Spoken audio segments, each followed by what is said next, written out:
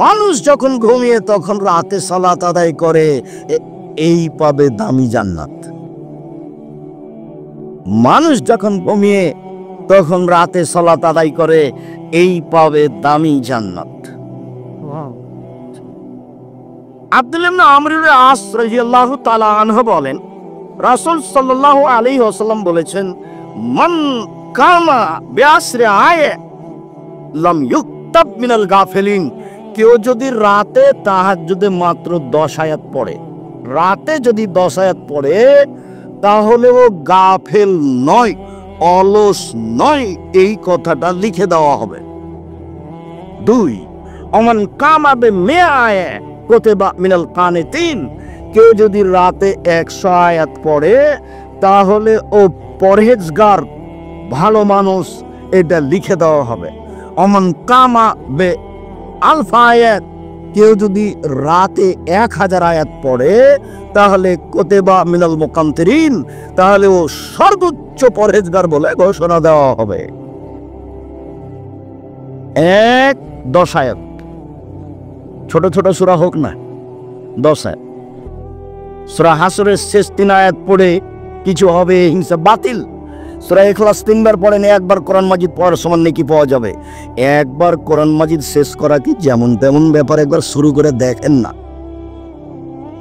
খালি তো মানুষের বদনাম করে আর এই সেই বলে সময়টা কাটালেন। একদিন ছিল বয়স 40, এখন দেখছেন 60, তারপরে একদিন দেখবেন নেই। 60 বছর বয়সে হয়ে গেছে আর দেখবেন নেই। এই তো জীবন। আর যে 1000 আয়াত রাতে পড়ে, সেই সর্বোচ্চ পরহেজগার, এই কথা মুহাম্মদ সাল্লাল্লাহু আলাইহি সাল্লাম বলে। আমর ইবনে আব্বাস রাদিয়াল্লাহু তাআলা আনহু বলেন, রাসূল সাল্লাল্লাহু আলাইহি ওয়াসাল্লাম বলেছেন, আকরাবুর রাব্ব মিনাল আবদি ফি সুলুসুল লাইলিল আখিরা। রাতের 3 ভাগের যখন 2 ভাগ পার হয়ে যায়, তখন আল্লাহ বান্দার নিকটে হয়ে যান। রাতের 3 ভাগের 2 ভাগ যখন পার হয়ে যায়, তখন আল্লাহ বান্দার নিকটে হয়ে যান। এই কথা বলার পরে আল্লাহ নবী বলছেন, শোনো, মানিস্তাতা আন তাকুনা মিম্মান ইয়াকুনু ফিতিলকা। এই সময়ে কেউ যদি ইবাদত করতে চায়, এদের অন্তর্ভুক্ত হতে চায়, তাহলে হয়ে যাও। আবু হুরায়রা রাদিয়াল্লাহু তাআলা আনহু বলেন, আল্লাহর নবী বলেছেন, মান আইকাদার রাজুলু আহলাহু মিনাল লাইলি। কেউ যদি নিজে উঠে আর স্ত্রীকে উঠায়, কেউ যদি নিজে জাগে আর স্ত্রীকে জাগায়, ফাসাল্লায়া জামিয়ান, দুইজন একসাথে সালাত আদায় করে, অথবা সাল্লা রাকাতাইনে, দুইজন 2 রাকাত সালাত, যাকিরুনা যাকিরাত, যারা সর্বোচ্চ পরহেজগার মানুষ, আল্লাহকে ডাকে, ওদের একটা তালিকা আছে। এদের স্বামী স্ত্রীদেরকে 2 জনকে ওই তালিকায় লিখে দেওয়া পড়ে। এ কথা আমি বলিনি, এ কথা মুহাম্মদ সাল্লাল্লাহু আলাইহি সাল্লাম বলেছেন। নিজে আপনি উঠলেন, স্ত্রীকে উঠালেন, 2 রাকাত সালাত আদায় করলেন, যারা পরহেজগার মানুষ তাদের একটা তালিকা আছে, আপনার 2 জনের নামটা ওখানে লিখে দেওয়া হবে। এই কথা মুহাম্মদ সাল্লাল্লাহু আলাইহি সাল্লাম বলেন। আবু হুরায়রা রাদিয়াল্লাহু তাআলা আনহু বলেন, রাসূল সাল্লাল্লাহু আলাইহি ওয়াসাল্লাম বলেছেন, ইন্না শাইতানা ইয়াকিদু আলা তাফিয়াতি রাস আহাদিকুম সালাসা ওয়াকাত। পৃথিবীর মানুষ শুনে রেখো, যখন তোমরা ঘুমাও না, তখন শয়তান তোমাদের মাথার পিছন দিকে 3টে গিরা লাগায়, চুল থাকার না থাকে। ওর এটা ক্ষমতা, এটা হওয়া না, 3টে গিরা লাগায়। ফাইজাস্তাইকাদা ওয়াযাকারাল্লাহ, যখন ঘুম থেকে উঠে আর বলে, আলহামদুলিল্লাহিল্লাযী আহয়ানা বাদামা আমাতানা ওয়া ইলাইহিন নুশুর, সে আল্লাহর প্রশংসা যে আল্লাহ মারলো তারপরে জীবিত করলো, এইটুকু বললেই একটা গিরা খুলে যায়। ফাইন তাওয়াদ্দা ইনহালাতুদ্দা, যদি ওযু করে তাহলে আরেকটা গিরা খুলে যায়। ফাইন সাল্লা ইনহালাত উকদা, যদি সালাত আদায় করে তাহলে আরেকটা গিরা খুলে যায়। ফাসবাহ নাশিতান তাইয়িবান নফসে, তখন উৎফুল্ল হয়ে ভালো অন্তরে সকাল করে, উদ্যমশীল হয়ে ভালো অন্তরে সকাল করে। ওয়াইল্লা আসবা খাবিসান নাফসে কাসলানা, অন্যথায় সকাল করে ভ্যাংচা ভ্যাংচা মুখে, কলুষিত মনে, ভ্যাংচা ভ্যাংচা মুখে, কলুষিত মনে, অলস অন্তরে, অলস অন্তরে, কলুষিত মনে, ভ্যাংচা ভ্যাংচা মুখে। কেমন কেমন লাগে দেখবেন, 6টা-7টার সময় উঠেছে, মুখখান কেমন কেমন লাগে। আল্লাহ নবী বলেছেন ওর কানে ওর মুখে শয়তান পেশাব করে দিয়েছে। রাতে সালাত আদায় করতে শিখুন সম্মানিত দিনী ভাই বোন। আব্দুল্লাহ ইবনে আব্বাস রাদিয়াল্লাহু তাআলা আনহু বলেন, বিত্তু ইনদা খালাতি মাইমুনাতা লাইলাতা, আমি আব্দুল্লাহ ইবনে আব্বাস ছোট ছেলে হলে কি হবে, বুদ্ধির অভাব নেই। একদা আমি আমার খালার বিছানায় শুয়ে গেলাম, আমি আমার খালার সাথে মাইমুনার সাথে ছিলাম। আর নবী সাল্লাল্লাহু আলাইহি সাল্লাম ইনদা, তাকদীর বশত মুহাম্মদ সাল্লাল্লাহু আলাইহি সাল্লাম সেই দিন আমার খালার কাছে ছিলেন। ফাতাহাদ্দাসা সাআতাম মিনাল লাইলি মা আহলিহি, তিনি তার পরিবারের সাথে রাতে কিছুক্ষণ কথা বললেন। স্ত্রীর সাথে মাঝে মধ্যে রাতে কথা বলা ভালো, সাংসারিক চিন্তা ভাবনা করা ভালো। নিজে একা একাই সংসার করিয়েন না, স্ত্রীকে সাথে নিয়েন, পরামর্শ করে বেগুন কিনিয়েন। নইলে 5 কেজি বেগুন কিনে নিয়েছেন, 2 কেজি ছিল, তখন পচে যাবে, সংসারের ক্ষতি হবে। আল্লাহ রাসূল বলেছেন, মধ্যম পন্থায় খরচ করা নিসফুল মাইশা, অর্ধেক জীবিকা নির্বাহ। বিবেচনা করে খরচ করা অর্ধেক জীবিকা নির্বাহ। স্ত্রীর সাথে ভালোবাসা বজায় রাখিয়েন, চাঁপাইনবাবগঞ্জের মানুষ হিসাবে যখন তখন অকথ্য ভাষায় গালি দেন আর অত কাজ করে নিয়েন না। হাকিম ইবনে মুআবিয়া আল কোসাইরি বলছেন, মা হাক্কু যাওজাতা আলাইনা, আল্লাহর নবী আমাদের স্ত্রীরা আমাদের উপরে কি হক রাখে, ওরা আমাদের কাছে কি পায়? তখন আল্লাহ রাসূল বলছেন, আতেম হায়দা তায়ামতা, খাওয়াবে যখন তুমি খাবে, ফাকসু আমাক্তা সাইতা, পড়াবে যখন তুমি পড়বে, খাওয়াবে যেমন তুমি খাও, পড়াবে যেমন তুমি পড়ো। অলা তুকাব্বে, স্ত্রীকে কটু কথা বলো না, কটু কথা বলা হবে না। চাঁপাইনবাবগঞ্জের ভাষাতে এভাবে গালি দেওয়া হবে না, কটু কথা বলা হবে না, ঠোঁটটা কালো এ কথা বলা হবে না, তোমার রংটা কালো এ কথা বলা হবে না। একবার ঠোঁট কালো বললে 10 বছর ভালোবাসবে না। বেশি প্রশংসা করে সারা রাত সেবা করে দিবে। প্রশংসা প্রিয় মানুষ নারী, আপনার সেবার জন্যই তাকে সৃষ্টি করা হয়েছে। আপনি আর আমি ভুল বুঝেছি, অন্য কাজে তাকে লাগিয়েছি, অথচ তার কাজ এগুলো নয়। তারপরে আল্লাহ রাসূল বললেন, আল্লাহ তাজের বেলা লজে, মুখের উপরে মারো না। কোনো সময় যদি এরকম কিছু পরিবেশ চলে আসে তাহলে মুখের উপরে মারো না। আল্লাহ তাতারুকা ইল্লা ফিল বাইতে, নিজের বাড়ি ছাড়া কোথাও যেতে দিও না। জরুরি প্রয়োজন ছাড়া বাড়ি ত্যাগ করতে পাবে না। খালার বাড়ি যেতে পাবে না, ফুফুর বাড়ি যেতে পাবে না, মায়ের বাড়ি যেতে পাবে না, বিবাহের বাড়ির প্রশ্নই আসে না। জরুরি প্রয়োজন ছাড়া আপনার বাড়ির বাইরেও যেতে পাবে না। আপনিও শান্তি পাবে, আপনার স্ত্রীও শান্তি পাবে। তাকে সম্মান মূল্যায়ন করতে শিখুন, ভালো হবে। মুহাম্মদ সাল্লাল্লাহু আলাইহি সাল্লাম মাইমুনার সাথে রাতে কথা বললেন, তোমার আকাদা, তারপর তিনি ঘুমিয়ে গেলেন। ফালাম্মা কানা সুলুসুল লাইলিল আখিরা, যখন রাতের 3 ভাগের 2 ভাগ পার হয়ে গেল, রাকাদা, তিনি উঠে বসলেন। নাজারা ইলাস সামায়ে, তিনি আকাশের দিকে লক্ষ্য করলেন। সুমা কারা, তারপর তিনি পড়লেন, ইন্না ফি খালকিস সামাওয়াতি ওয়াল আরদ ওয়া ইখতিলাফিল লাইলি ওয়ান নাহার লায়াতিন লিউলিল আলবাব, নিশ্চয় আসমান জমিনের সৃষ্টিতে, রাত দিনের আসা যাওয়াতে জ্ঞানী ব্যক্তিদের জন্য নিদর্শন, শিক্ষা রয়েছে। আল্লাযীনা ইয়াযকুরুনাল্লাহা কিয়ামান ওয়া কুউদান ওয়া আলা জুনুবিহিম, যারা আল্লাহকে ডাকে রাতে, শুয়ে ডাকে, বসে ডাকে, দাঁড়িয়ে ডাকে। যারা আল্লাহকে দাঁড়িয়ে দাঁড়িয়ে ডাকে রাতে, যারা আল্লাহকে বসে বসে ডাকে রাতে, যারা আল্লাহকে শুয়ে শুয়ে ডাকে রাতে, এদের জন্য নিদর্শন রয়েছে। আসমান জমিনের সৃষ্টিতে 5 আয়াত পড়লেন। একাধিক সহিহ হাদিস দ্বারা প্রমাণিত যে শেষ রুকু পড়লেন, অন্তত 5 আয়াত মুখস্থ করে নেবেন। উবাদা ইবনে সামিত রাদিয়াল্লাহু তাআলা আনহু বলেন, রাসূল সাল্লাল্লাহু আলাইহি ওয়াসাল্লাম বলেছেন, মান তাররা মিনাল লাইলি, কেউ যদি শেষ রাতে উঠে, রাতের 3 ভাগের 2 ভাগ পার হওয়ার পরে কেউ যদি শেষ রাতে উঠে তারপরে বলে, লা ইলাহা ইল্লাল্লাহু ওয়াহদাহু লা শারীকা লাহু লাহুল মুলকু ওয়া লাহুল হামদু ওয়া হুয়া আলা কুল্লি শাইইন কাদির ওয়া সুবহানাল্লাহি ওয়া আলহামদুলিল্লাহি ওয়া লা ইলাহা ইল্লাল্লাহু আকবার ওয়া লা হাওলা ওয়া লা কুওয়াতা ইল্লা বিল্লাহ রব্বিক ফিরলি। তাহলে এখন যা বলবে সেটা মেনে নেওয়া হবে। ওয়াইন সাল্লা কবুলাত, এখন যদি সালাত আদায় করে তাহলে সালাত কবুল করা হবে। এখন যা বলবে সেটা মেনে নেওয়া হবে। এখন যদি সালাত আদায় করে তাহলে কবুল করা হবে। ইবনে আব্বাস রাদিয়াল্লাহু তাআলা আনহু বলেন, কানান নবী সাল্লাল্লাহু আলাইহি সাল্লাম কামেন মিনাল লাইলি ইয়াতাহাজ্জাম, আল্লাহ রাসূল রাতে তাহাজ্জুদ পড়ার জন্য উঠলেন। উঠে তিনি বলছেন, আল্লাহুম্মা লাকাল হামদু আনতা কাইয়্যুমুস সামাওয়াতি ওয়াল আরদ ওয়া মান ফিহিন্না।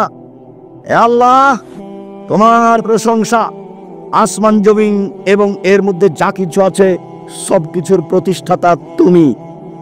ওয়ালাকাল হামদ আনতা নূরুস সামাওয়াতি ওয়াল আরদ ওয়া মান ফিহিন্না, প্রশংসা তোমার, আকাশ জমিন এবং এর মধ্যে যা কিছু আছে সবকিছুর আলো তুমি। ওয়ালাকাল হামদ আনতা মালিকুস সামাওয়াতি ওয়াল আরদ ওয়া মান ফিহিন্না, তুমি আকাশ জমিন এবং এর মধ্যে যা কিছু আছে সবকিছুর মালিক তুমি, প্রশংসা তোমার। ওয়ালাকাল হামদ, প্রশংসা তোমার। ওয়াদুকাল হাক্ক, তোমার ওয়াদা সত্য। ও লিকাউকা হাক্কুন, তোমার সাক্ষাৎ সত্য। ও কাউলুকা হাক্কুন, তোমার বাণী সত্য। ও জান্নাতু হাক্কুন, জান্নাত সত্য। ও নারু হাক্কুন, জাহান্নাম সত্য। ও নবিউনা হাক্কুন, নবীগণ সত্য। মুহাম্মাদুন হাক্কুন, মুহাম্মদ সত্য। ও সাতু হাক্কুন, কিয়ামত সত্য। আল্লাহু লাকা আসলামতু ওয়া বিকা আমানতু আলাইকা তাওয়াক্কালতু। হে আল্লাহ, আমি তোমাকে মেনে নিলাম। হে আল্লাহ, আমি তোমার প্রতি ঈমান আনলাম। আমি তোমার উপরে ভরসা করলাম। ওয়া ইলাইকা আনাবতু, আমি তোমার অভিমুখী হলাম। ওয়া ইলাইকা খাসামতু, আমার কথাবার্তা তোমার কাছে রইল। ওয়া ইলাইকা হাকামতু, আমার বিচারাদি সবকিছু তোমার কাছে সমর্পণ করলাম। আল্লাহুম্মা গফিরলি, হে আল্লাহ তুমি আর ক্ষমা করো আমাকে। মা কাদ্দামতু ওয়া মা আখারতু ওয়া মা আসরারতু ওয়া মা আলামতু ওয়া আনতা আলামু বিহি মিন্নি, আগেকার পাপ, পরেকার পাপ, প্রকাশ্য পাপ, অপ্রকাশ্য পাপ, আর তুমি যা জানো আমার পাপ সব ক্ষমা করে দাও। আনতাল মুকাদ্দিমু ওয়া আনতাল মুআখির, তুমি আগে থেকে আছো, চিরদিন থাকবে। লা ইলাহা ইল্লা আনতা ওয়া লা ইলাহা গায়রুকা, তুমি ছাড়া কোনো মাবুদ নেই, তুমি ছাড়া সত্য কোনো মাবুদ নেই। এ কথা রাসূল সাল্লাল্লাহু আলাইহি সাল্লাম আকাশের দিকে মুখ করে পড়তেন। এবার একটু সিরিয়াল করে নি। এক, সূরা আল ইমরানের শেষ রুকু বা শেষ রুকুর প্রথম 5 আয়াত। এই ছেলে, কথা বলছো কেন? মেয়ে মানুষ আপনি, এমনি তো স্বামীর বাড়িতে থাকেন, এই বাড়ি ওই বাড়ি যান, ডং ডং করে ঘুরে বেড়ান, এখন আপনি কথা বলছেন কেন? আমি তো আপনার জন্য এসেছি। কেউ যদি আপনার গায়ের উপর দিয়ে পা দিয়ে চলে যায়, আপনি মুখ খুলবেন না। সে যাবে যা, আপনি মুখখান বন্ধ রাখেন, কিছুক্ষণ ধৈর্যের পরিচয় দেন। বেশি না পারলে অন্তত 2 রাকাত সালাত আদায় করতে শিখুন, বেশি না পারলেও। সালাতের অনেক দাম আছে, বেশি না পারলেও 2 রাকাত সালাত আদায় করতে শিখুন রাতে। যে কোনো সমস্যাকে সামনে রেখে 2 রাকাত সালাত আদায় করুন। ধৈর্যের পরিচয় দিয়ে সালাত আদায় করে পরিবেশ পরিস্থিতিকে কন্ট্রোল করার চেষ্টা করুন। 2, লা ইলাহা ইল্লাল্লাহু ওয়াহদাহু লা শারীকা লাহু লাহুল মুলকু ওয়া লাহুল হামদু ওয়া হুয়া আলা কুল্লি শাইইন কাদির ওয়া সুবহানাল্লাহি ওয়া আলহামদুলিল্লাহি ওয়া লা ইলাহা ইল্লাল্লাহু আকবার ওয়া লা হাওলা ওয়া লা কুওয়াতা ইল্লা বিল্লাহ রব্বিক ফিরলি। এটা হলো 2। 3, এই লম্বা যে দোয়াটা পড়লাম, আল্লাহুম্মা লাকাল হামদু আনতা কাইয়্যুমুস সামাওয়াতি ওয়াল আরদ ওয়া মান ফিহিন্না, শেষ পর্যন্ত। সম্মানিত দ্বীনী ভাই বোন, আবু হুরায়রা রাদিয়াল্লাহু তাআলা আনহু বলেন, রাসূল সাল্লাল্লাহু আলাইহি সাল্লাম বলেছেন, ইয়ানজিলু রাব্বুনা তাআলা ইলা সামাইদ দুনিয়া হিনাবকা সলসলাইল আখিরা, যখন রাতের 3 ভাগের 2 ভাগ পার হয়ে যায়, 1টার পরে 2টার পরে 10টায় ঘুমিয়ে যাবেন, 3টায় উঠবেন।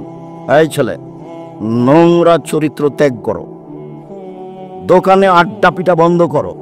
এই মাঠে বহুদিন বলেছি 4টে জিনিস জরুরি: 1 5 ওয়াক্ত সালাত, 2 হালাল রুচি, 3 কোরআন তেলাওয়াত, 4 দুজন যেখানে বসে আছে সেখানে বসবা না। আড্ডা পিটা চিরদিনের জন্য হারাম। উকবা বিন আমির বলছেন, আমি জিজ্ঞাসা করলাম আল্লাহর নবী, আল্লাহ নবী, মান নাজাত, বাঁচার পথ কি? জাহান্নাম থেকে বাঁচবো কি করে, এটা একটু বলেন তো। তখন আল্লাহ রাসূল বলেন, 1 আলজাম লিসানাক, মুখখান বন্ধ রেখো, মুখ ব্যবহার করবেন না, ভালো কথা ছাড়া মুখ ব্যবহার করবেন না, চুপ থাকতে শিখুন। আর দোকানে বসে আড্ডা পিটিতে চুপ থাকা যাবে? ল্যাংটা মেয়ে নাচছে, মাথায় টুপি দিয়ে আছেন, শরম হয় না? একটু লজ্জা হয় না? একটু হায়া হয় না? একটু খারাপ লাগে না? লাগা উচিত। কেন লাগে না? 2 ওয়ালিয়াসা বাইতু, তোমার বাড়ি তুমি প্রশস্ত করো, জরুরি প্রয়োজন ছাড়া বাড়ি বাইরে যাবা না।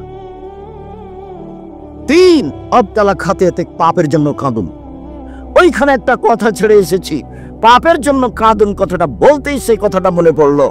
রাসূল সাল্লাল্লাহু আলাইহি সাল্লাম বলেছেন, লা ইয়ালিজার রাজুলুন নারা বাকা মিন খাশিয়াতিল্লাহ হাত্তা ইয়ালিদাল লাবানু ফি দারে।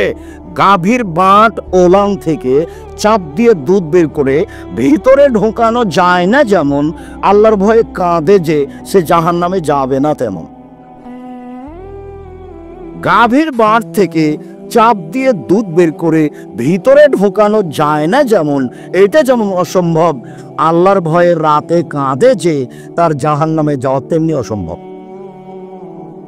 উকবা ইবনে আমির আল জোহানি বলেন, আমি আল্লাহর নবীকে বললাম বাঁচার পথ কি? তখন বললেন, 1 মুখখান বন্ধ রেখো, 2 জরুরি প্রয়োজন ছাড়া বাড়ির বাইরে যায় না, 3 পাপের জন্য কাঁদো। যখন আল্লাহ রাসূল বলেন, কাইফা বিকুম আবে জামানিন, তোমাদের কি হবে, যুগের কি হবে, তোমাদের কি হবে, যুগের কি হবে, এদা উবকিতুম ফি হুসালাতি মিনান নাস, যখন তোমরা থাকবে আগাছার মাঝে, মানুষ বলতে সমাজে তেমন কেউ থাকবে না, সবাই হবে পশু প্রাণীর মতো। সমাজ যেদিন আগাছার মতো হয়ে যাবে, সেদিন তোমাদের কি হবে, যুগের কি হবে। মারা জাতিল উহুদ আল আমানাত, থাকবে না ওয়াদা অঙ্গীকার, থাকবে না আমানতদারি, সবাই হবে আত্মসাৎকারী, প্রায় সবাই হবে বিশ্বাসঘাতক, সবাই হবে গাদ্দার। যেদিন সমাজের লোক হবে বিশ্বাসঘাতক, যেদিন সমাজের লোক হবে আত্মসাৎকারী, যেদিন সমাজের লোক হবে আপনার গাদ্দার, সেদিন তোমাদের কি হবে, যুগের কি হবে, তোমাদের কি হবে, যুগের কি হবে। আর মানুষ কেউ কারোর কথা মানবে না, মতবিরোধ বেড়ে যাবে এভাবে, সব্বাকাবে না সব। এ দেখেন মতবিরোধ বেড়ে যাবে এভাবে, ডান আঙ্গুল যেন বাম আঙ্গুলের ভিতরে ঢুকলো, কেউ কারোর কথা মানবে না। মতবিরোধ মানুষের মধ্যে এভাবে ঢুকে যাবে, তখন তোমাদের কি হবে, যুগের কি হবে। তখন সাহাবী বলছেন, আবু মুসা আশআরী, ফামাতা আমরুনি, বলেন কি করতে হবে, তাহলে বলেন কি করতে হবে, আপনি বলেন। তখন আল্লাহ রাসূল বলেন, 1 আলজাম লিসানাক, মুখখান বন্ধ রেখো, 2 আলজাম বাইতাক, বাড়িতে থেকো, 3 দামা কুনকারো খুজমা তারেফ, যেটা ভালো মনে করো সেটা নিও, যেটা ভালো মনে করো না সেটা ছেড়ে দিও। এই পর্যন্ত যখন সাহাবীগণ বললেন, আল্লাহ রাসূল বললেন, তখন সাহাবীগণ বলছেন, আল্লাহর নবী, আচ্ছা ঠিক আছে বাইরে গেলাম না, তো সমাজে যদি এত মারামারি বেড়ে যায়, আমি ঘরের মধ্যে আছি, কেউ যদি আমাকে ঘরে এসে মারে, আমি বের হলাম না, ঠিক আছে, 1 মুখ বন্ধ রাখলাম, 2 ঘরে থেকে গেলাম। সমাজে মারামারি বেড়ে গেছে, কেউ কারোর কথা মানে না, আমি ঘরে আছি, কেউ যদি ঘরে এসে মারে তাহলে কি হবে? তখন আল্লাহ রাসূল বললেন, ওই সময়ে আদমের 2 ছেলের ভালোটার মতো হয়েও। আদমের 1 ছেলে বলল, এই হাবিল, তোকে হত্যা করব। কাবিল বলল, তখন হাবিল বলল, তুমি হত্যা করো, আমি তোমাকে হত্যা করব না, তুমি মারো, আমি তোমাকে মারবো না। আল্লাহর নবী বললেন, আদমের 2 ছেলের ভালোটার মতো হয়েও তুমি এর পরেও তাকে মারতে যাও না, পরিস্থিতি তোমার অনুকূলে নয়, মুখ বন্ধ রেখো। জরুরি কাজ 4টে: 1 5 ওয়াক্ত সালাত, 2 হালাল রুজি, 3 কোরআন তেলাওয়াত, অন্তত সূরা ইখলাস, 4 আড্ডা পিটবেন না, আড্ডা পিটা চিরদিনের জন্য হারাম। আড্ডা পিটলেই কারোর বদনাম হবে, আড্ডা পিটতেই অপ্রয়োজনীয় কথা আসবে, যেই কথার কোনো প্রয়োজন নাই। নিজে উপার্জন করেন, খান কষ্ট করে, খামাখা দোকানে বসে বদনাম করে বড় পাপ করেন, এটা কেন করবেন? আবু হুরায়রা রাদিয়াল্লাহু তাআলা আনহু বলেন, রাসূল সাল্লাল্লাহু আলাইহি সাল্লাম বললেন, রাতের 3 ভাগের যখন 2 ভাগ পার হয়ে যায়, আল্লাহ তাআলা সপ্তম আকাশ থেকে প্রথম আকাশে নেমে আসেন। নেমে এসে বলেন, মাইয়াদুনি ফাস্তাজিব লাহু, কে আমাকে ডাকে আমি তার ডাকে সাড়া দিব। মায়াসরনি ফাউতিয়াহু, কে আমার কাছে কিছু চাই, যে যা চায় তাকে আমি তাই দিয়ে দিব। মায়াস্তাগফিরনি ফাগফিরাল্লাহু, কে আমার কাছে ক্ষমা ভিক্ষা চায় আমি তাকে ক্ষমা করে দেব। সম্মানিত দিনী ভাই বোন, আবার খেয়াল করেন, এই ছেলে আমার দিকে খেয়াল করো। মনে আছে বারবার বলে গেছিলাম, 3টা পাপের কারণে 3টা বিপদ নেমে আসে। 3টা পাপের কারণে 3টা বিপদ নেমে আসে, বারবার বলেছি, মনে থাকা দরকার। 1, ভূমিকম্প হবে। 2, আকার আকৃতি পরিবর্তন হবে। সন্ধ্যায় থাকবে মানুষ, সকালে হবে সোর, বানর। সোর হয়ে যাবে, শুকর হয়ে যাবে, বানর হয়ে যাবে। আমি এই কথা বলিনি, এই কথা মুহাম্মদ সাল্লাল্লাহু আলাইহি সাল্লাম বলেছেন। 3 সমস্যা নেমে আসবে। মসজিদে মারামারি, মাদ্রাসায় মারামারি, রাস্তাঘাটে মারামারি, সবকিছু অন্যায় অবিচার। যে জিনিস 10 টাকা কেজি সেই জিনিস 50 টাকা কেজি, সব সমস্যা নেমে আসবে 3টা পাপের কারণে। 1, এদা সারিবুল খমরা, যখন মানুষ নেশাদার দ্রব্য পান করবে। বিড়ি, তামাক, জর্দা, সিগারেট, গুল, নেশাদার দ্রব্য, ঠান্ডা, পেপসি, আইসি, কোকা-কোলা সব আরাম। তো আজকে নতুন কথা নয়, 30 বছর থেকে বলে আসছি।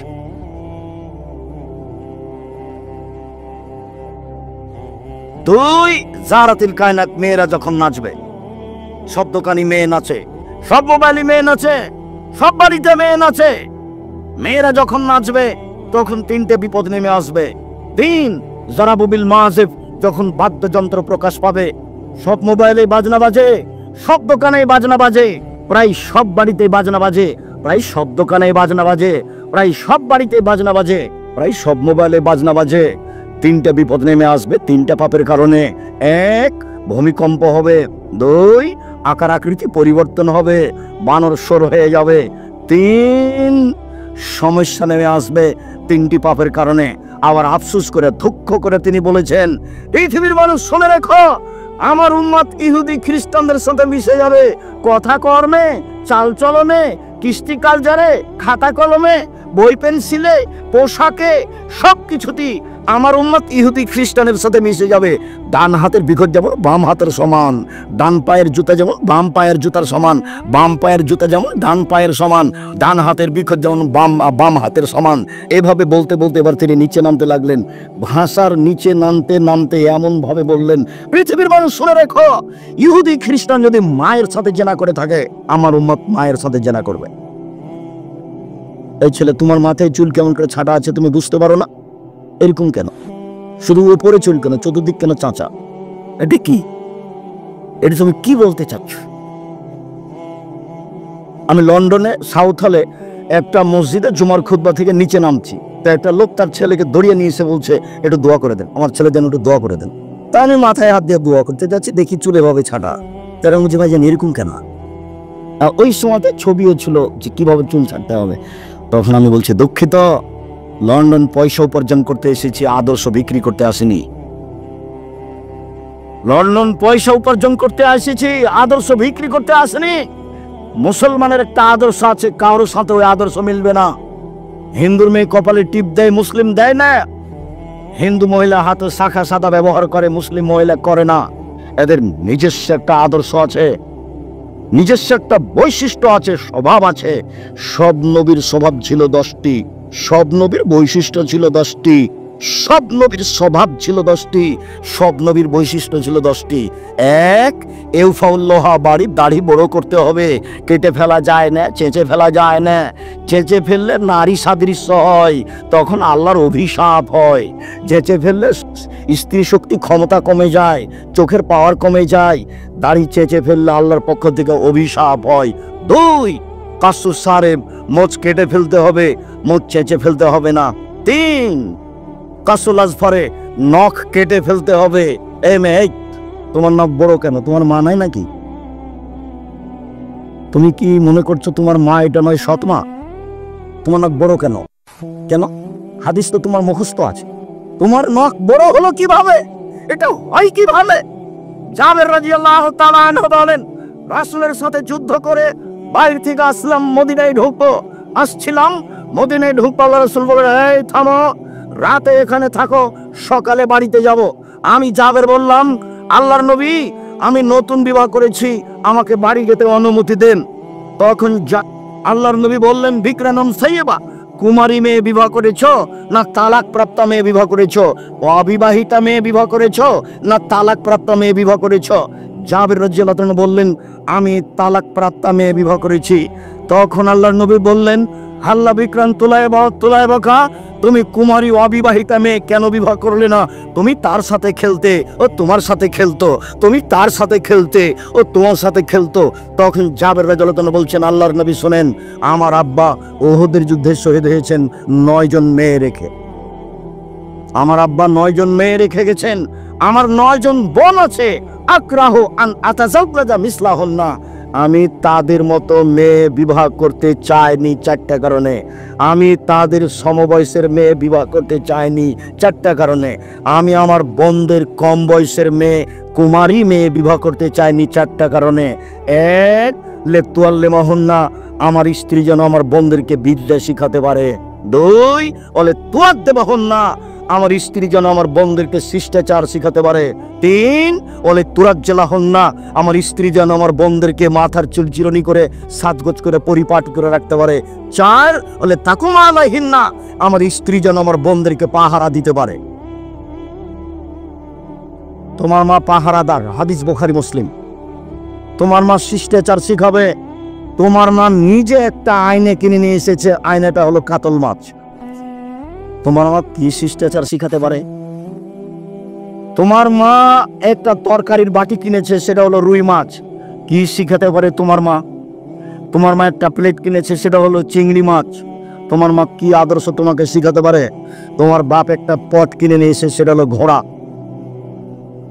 আয়েশা রাদিয়াল্লাহু তাআলা আনহা বলেন, আল্লাহর নবী বাড়িতে ঢোকে প্রাণী হিসেবে যা কিছু থাকতো সবকে ভেঙে চৌচির করে দিতেন। আর যদি সেটা কাপড় হতো তাহলে ঢোকে ধরে আগে ছিঁড়ে টুকরা টুকরা করতেন। আয়েশা রাদিয়াল্লাহু তাআলার বিবরণ। উপদেশ বইয়ে একটা আলোচনা আছে ছবি ও মূর্তি। 45 মিনিটে যখন দেশ ছেড়ে দিতে হলো, তখন প্রথম বক্তব্য ছিল জুলুম, অত্যাচার। দ্বিতীয় বক্তব্য ছিল ছবি মূর্তি। তৃতীয় বক্তব্য ছিল আত্মসাৎ, বিশ্বাসঘাতকতা। নেটে দেওয়া আছে, আপনি দেখুন। আমি প্রাণপণে চেষ্টা করেছি আপনাকে বোঝানোর জুলুম কি জিনিস। আমি প্রাণপণে চেষ্টা করেছি আপনাকে বোঝানোর আত্মসাৎ কি জিনিস। প্রাণপণে আমি আপনাকে বোঝানোর চেষ্টা করেছি ছবি মূর্তি কি জিনিস। আপনার বাড়িতে পট আছে, আপনার আদর্শ কি? আপনার স্ত্রী কি আদর্শ বুঝে? এ বলেছে আদর্শ বুঝে। বাপে বিবাহ দিয়েছে, স্বামীর কাছে গেছে, সেজন্য মা বাচ্চা হয়েছে, তাই ও মা।